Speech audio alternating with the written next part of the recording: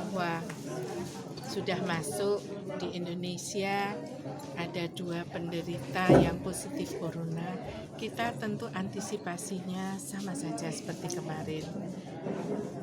Deteksi dini, respon cepat, kemudian petugas kesehatan juga harus dilindungi, dan yang terakhir adalah sosialisasi kepada masyarakat dan juga edukasi. Yang terpenting bagi masyarakat ini jangan sampai panik, tetapi tetap waspada. Yang utama adalah jaga kesehatan, tingkatkan imunitas daripada tubuh, daya tahan tubuh, dengan tetap menerapkan perilaku hidup bersih dan sehat. Makan dengan gizi yang seimbang, cukup istirahat, kemudian yang penting lagi, hal-hal yang lain adalah terkait dengan sifat daripada corona, karena ini kan konteksnya mencegah supaya kita tidak terkena infeksi corona, ya. Sering-sering cuci tangan pakai sabun. Kapan cuci tangan itu?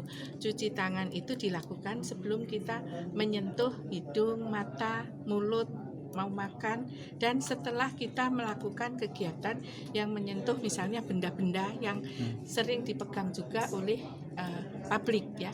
Kemudian hindari di kondisi keramaian tanpa masker, kalau bisa pakai masker, dan jaga jarak, jangan terlalu dekat, ya.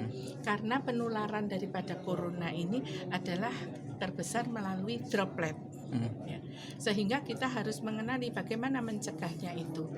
Nah, kemudian hal-hal yang lain untuk antisipasi itu di Provinsi Sumsel, selain sudah dilakukan instruksi gubernur ke Bupati Wali Kota untuk mengintegrasikan seluruh yang terkait untuk melakukan pencegahan dan penanggulangan, kita juga sekarang sudah melangkah untuk menyiapkan pembentukan Satgas. Nah, ini akan dirapatkan, draftnya sudah tersedia, kemudian penanggung jawabnya tentunya gubernur. Rapat itu akan diikuti seluruh lintas sektor yang terkait. Seperti yang kita lihat pada hari ini, yang terkait itu banyak sekali, terutama yang menjaga pintu masuk kita ke wilayah kita. Itu adalah